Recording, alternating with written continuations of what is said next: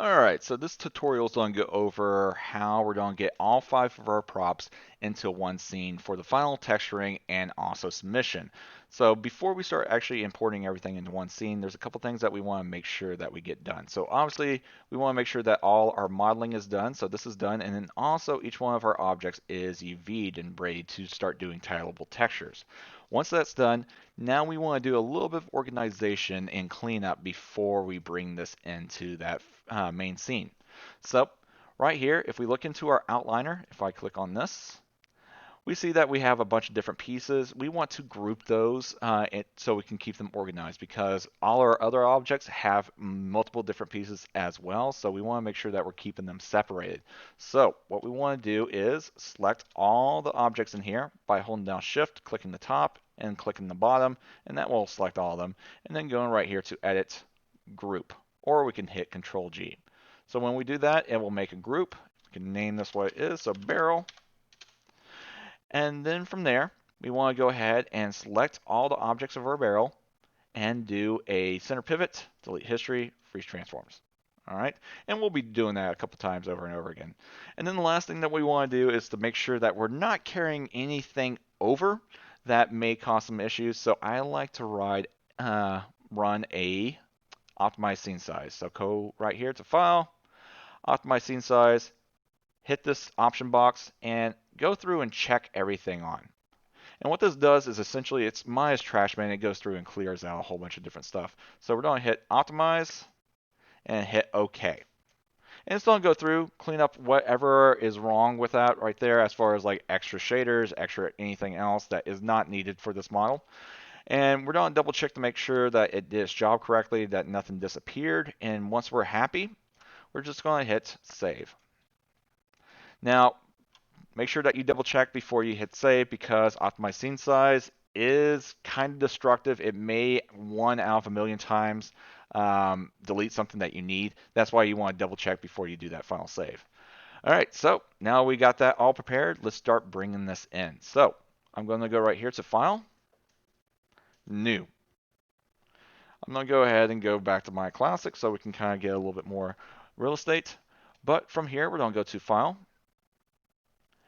Import, and then we're going to select the file that we want. But before we click it on, we want to make sure that a couple things are off, which is if we go right here to the bottom, by default, this will be turned on, use namespace. We do not want that. Use namespace is how we keep stuff from not being named the same.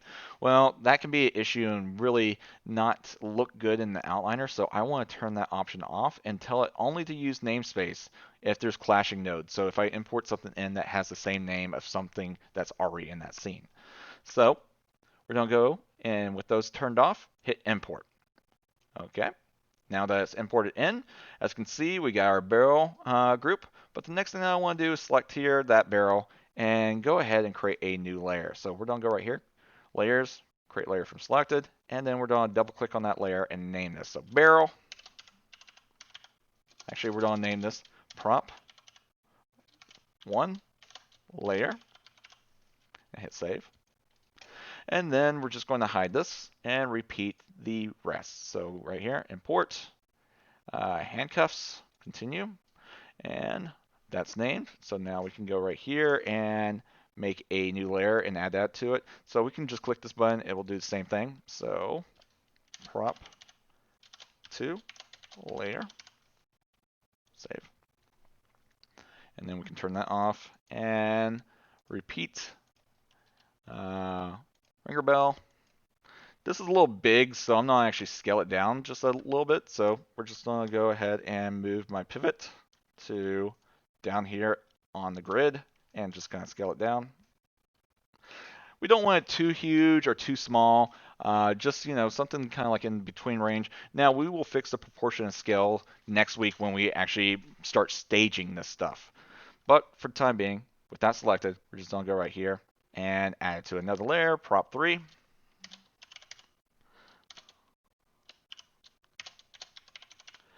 Layer, hit save, and then go ahead and hide that. 2 more. But this is the same process right here. We're going to bring in a plunger. And again, just with that selected, plunger, hit that, prop 4.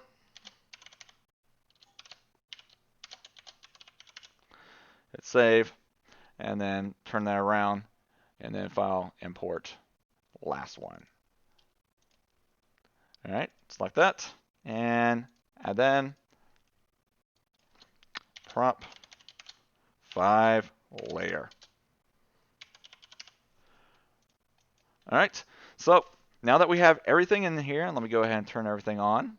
This is on the right path to getting graded properly. So now this is a stage where you would start bringing in your textures and assign them to your objects and then adjusting your UV so that way the texture shows up properly. Now, one thing to actually make clear, as you're grabbing textures from our database or offline, you want to make sure that you're sticking them inside the source image folder along with the references that you use to build these objects.